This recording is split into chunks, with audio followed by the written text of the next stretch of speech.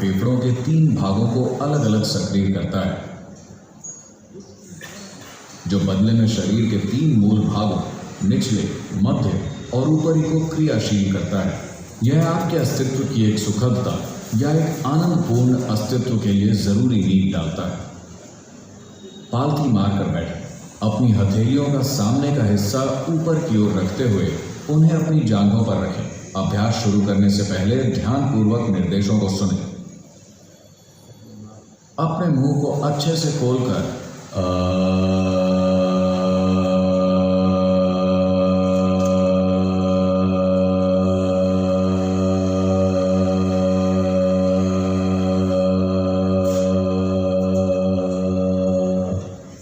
ध्वनि का उच्चारण करें। ध्वनि में पूरी तरह सांस छोड़ें। हम इसे 7 बार करेंगे।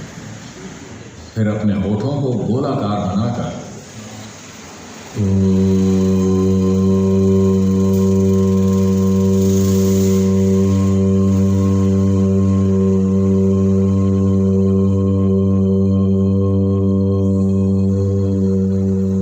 ध्वनि का उच्चारण करें। इस ध्वनि में पूरी तरह सांस छोड़ें। इसे भी हम 7 बार करेंगे। फिर अपने मुंह को बंद करते हुए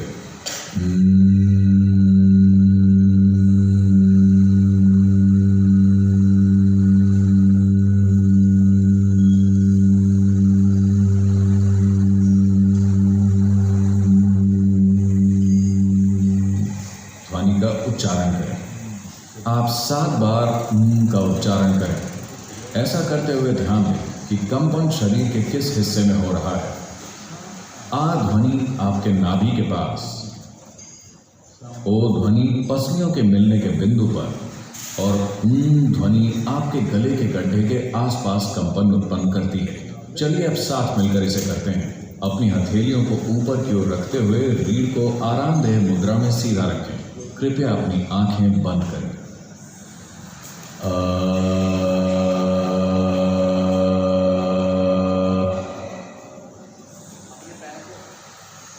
अपने पैरों को ओवरलैप ना करें, पैर अलग अलग रखें। मैं आपको होकर दिखाऊं।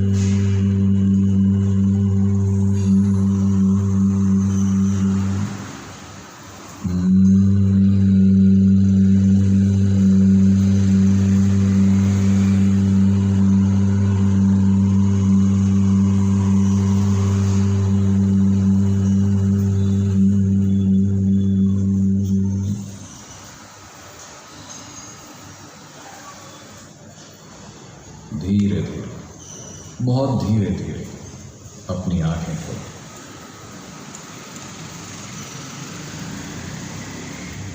Thank you. थोड़ी देर हम बात करते हैं ताकि आपको ज्ञान मिले, फिर हम नेक्स्ट स्टेप करेंगे। क्या आप जानते हैं कि इस धरती पे करोड़ों लाइफ फॉर्म्स हैं?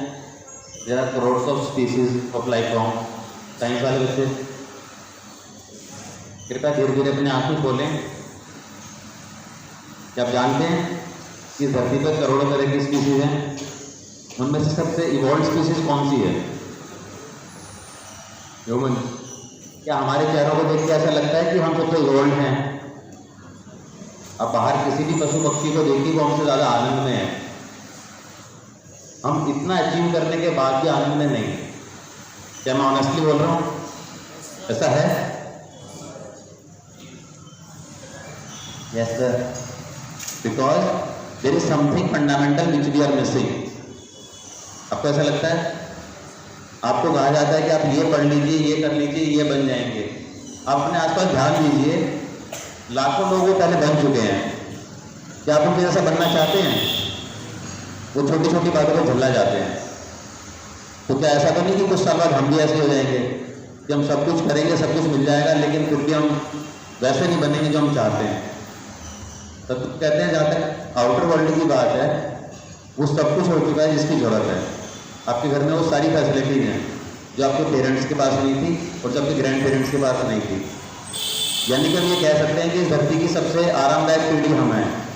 पर क्या हम ये दावा कर सकते हैं कि हम इस धरती की सबसे आनंदमय पीढ़ी हैं? क्या आप कर सकते हैं? और नहीं है ना? इसका मतलब कुछ है जो हम मिस कर रहे हैं। क्या चीज़ है जो हमें सबसे इवॉल्व बनाती है?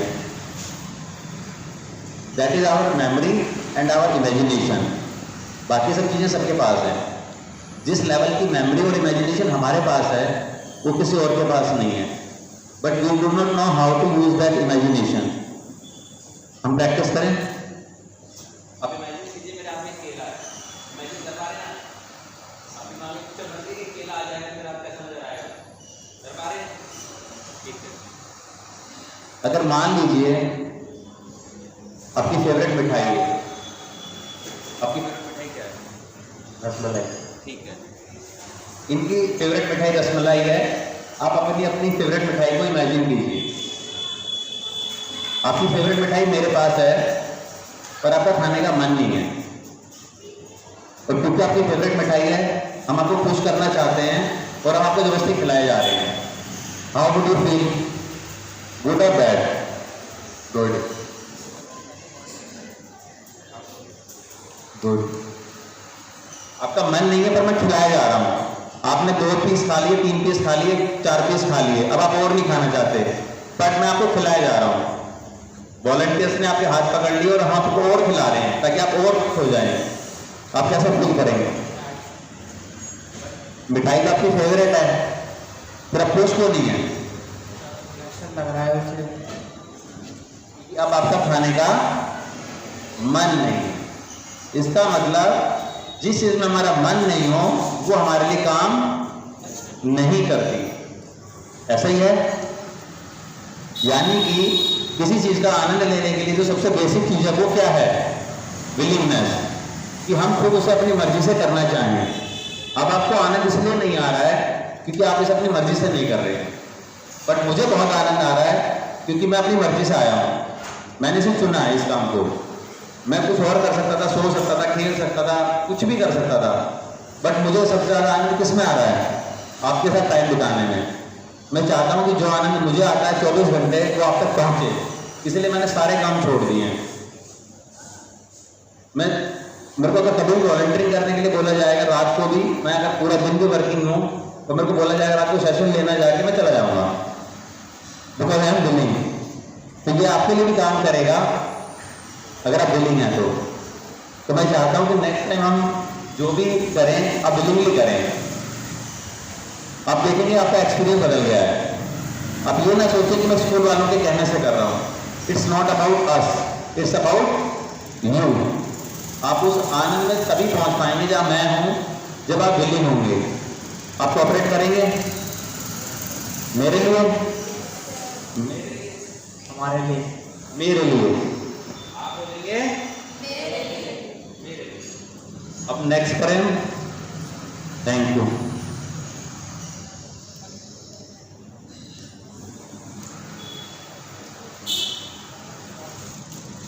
इंजीनियरिंग शब्द का मूल अर्थ होता है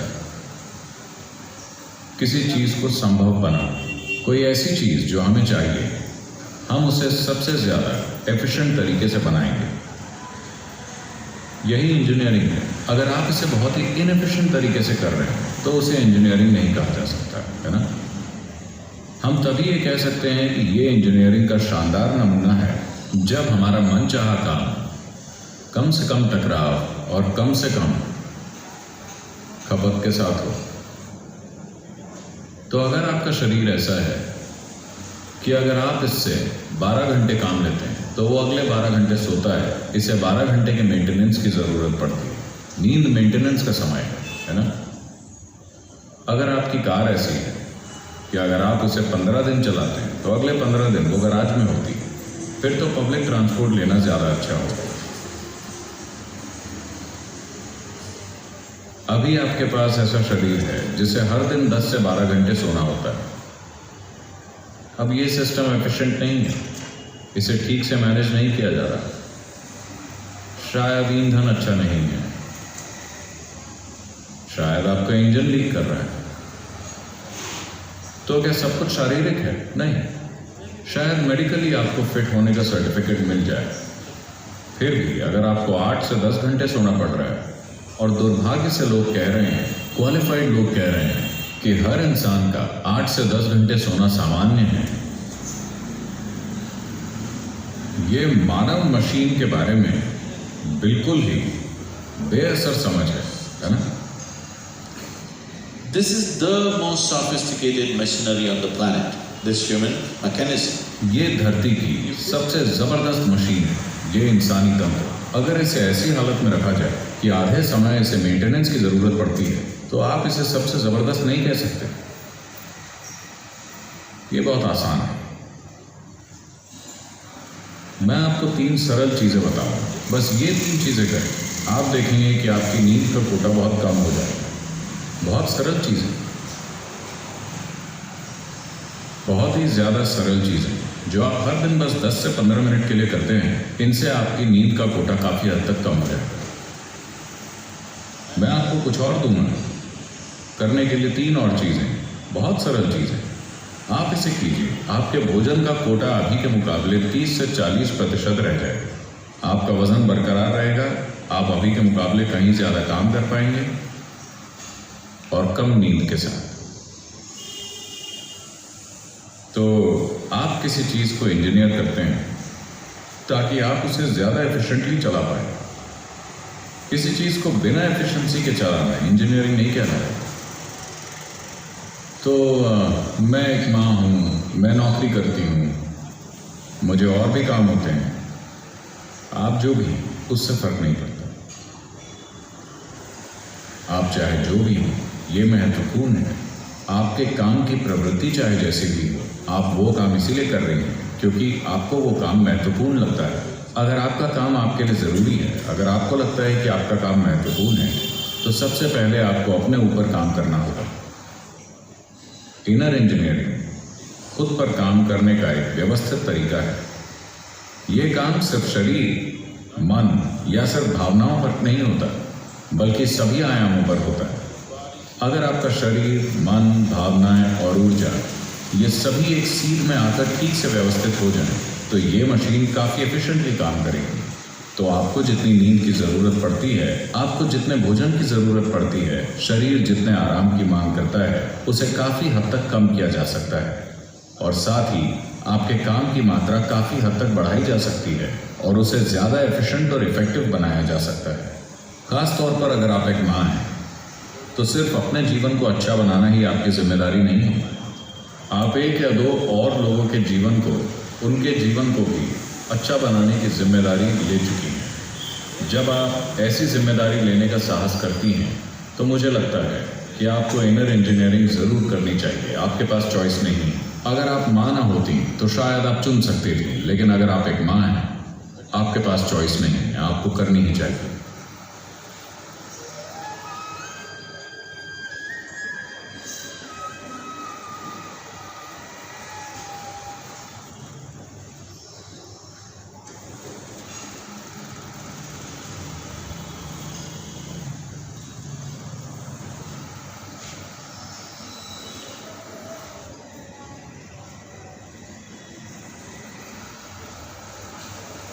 नमस्कार,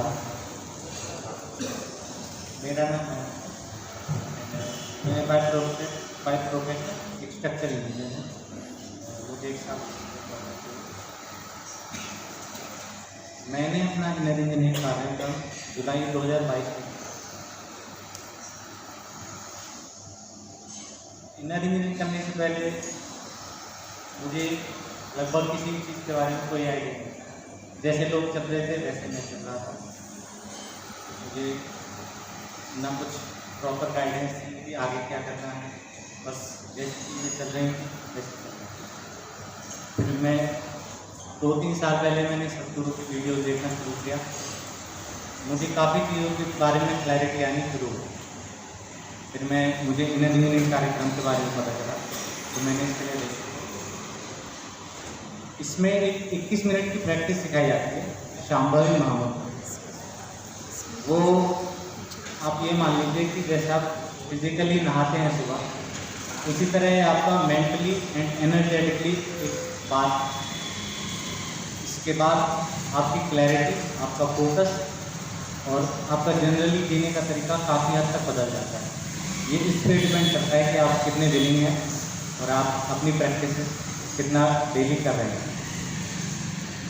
मुझे पहले लोगों से कनेक्ट होने में काफ़ी दिक्कतें होती थी। मैं ज़्यादातर चुप रहने की कोशिश करता था, पर इंजीनियरिंग करने के बाद मुझे लोगों से कनेक्ट होना बहुत ईजी हो गया है और मैं ज़्यादातर खुश रहने की कोशिश करता हूँ और रह भी पाता हूँ। जब मैं अपनी शाम में मुद्रा नहीं करता तो मुझे वो अच्छी फीलिंग नहीं आती, पर दिन में अगर मैं एक बार भी शाम में मुद्रा कर लेता हूँ तो मेरा एक्सपीरियंस बहुत हद तक चेंज हो जाता है।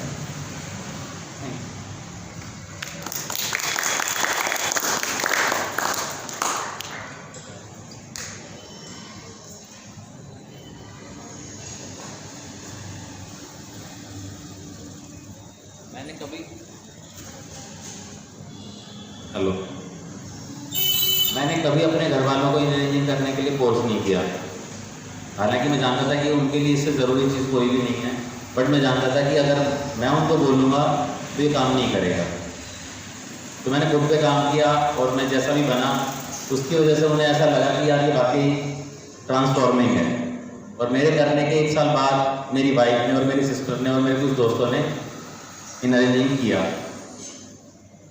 पिछले 2-3 महीने पहले मेरी बेटी 15 साल की हुई और क्योंकि इंजीनियरिंग करने के लिए मिनिमम एलिजिबिलिटी 15 साल है, वो वेटिंग कर रही थी कि जैसे मेरा बर्थडे हो और उसके बाद जो भी फर्स्ट सेशन हो मैं करूँ। उसने वो सक्सेसफुली किया और वो अपनी प्रैक्टिस करती है। मैंने आज भी उसको बोला था कि हम एक इंजीनियरिंग सेशन लेने जा रहे हैं, आपको चलना है? तो उसने बोला मेरे को नहीं चलना। मैंने उसको फोर्स नहीं किया, क्योंकि अगर वो विलिंग नहीं है तो वो आ भी जाएगी तो उसके लिए यहाँ पे कोई एक्सपीरियंस नहीं होगा। अभी उसके माइंड में कुछ और चीज़ होगी उससे बेटर करने के लिए, अगर वो करेगी तो पूरा एंजॉय करेगी। तो अगर आप में से भी कोई इंजीनियरिंग करना चाहेगा तो we are always there to help you, to guide you. Faridabad centre है जहाँ पे कमिश्नर ऑफिस है सेक्टर 21 में, उसके साथ में किड्स किंगडम नाम से एक प्राइमरी स्कूल है, प्री स्कूल है सॉरी, वहाँ पे एक सेंटर है। वहाँ पर ये 11 तारीख से 17 तारीख के बीच में कंडक्ट हो रहा है। सेंटर के ऊपर हर 3-4 महीने में एक बार कंडक्ट होता है। और जो लोग पहले से कर चुके हैं उनके आसपास के लोग जब एक्सपीरियंस करते हैं कि उसके अंदर कुछ बदलाव आए हैं और वो बदलाव खुद के अंदर लाना चाहते हैं, तो वो अपनी मर्जी से उनसे पूछते हैं और वो करते हैं।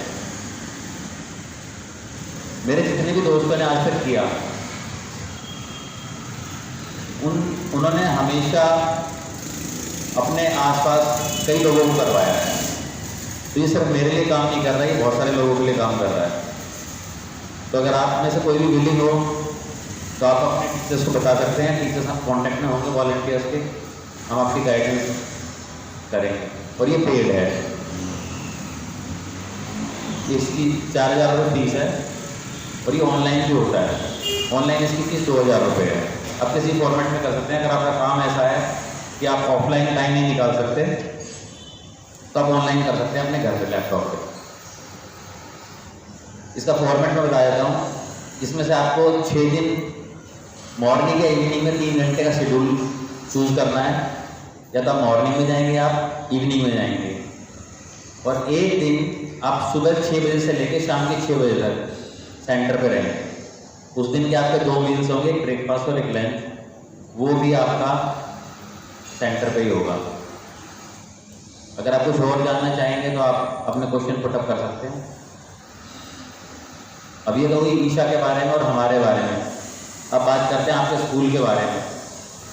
मैंने बहुत सारे स्कूल्स में सेशन किया है, ऑलमोस्ट 30 या 34, 35 होगा।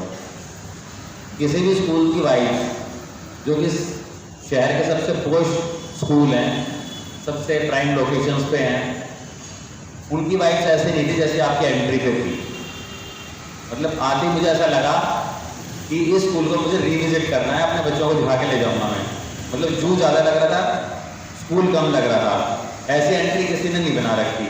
मतलब देख के मेरे को बहुत फील आया कि यार मॉर्निंग में ऐसा एंट्री अगर मिले देखने को तो बहुत बड़ी बात है। और मैं आपके स्कूल को दोबारा विजिट कराऊंगा।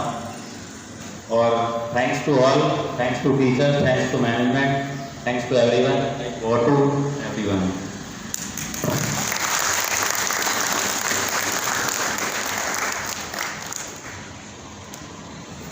अगर आप कभी भी हमें दोबारा बुलाएंगे, we are always there. Thank you very much.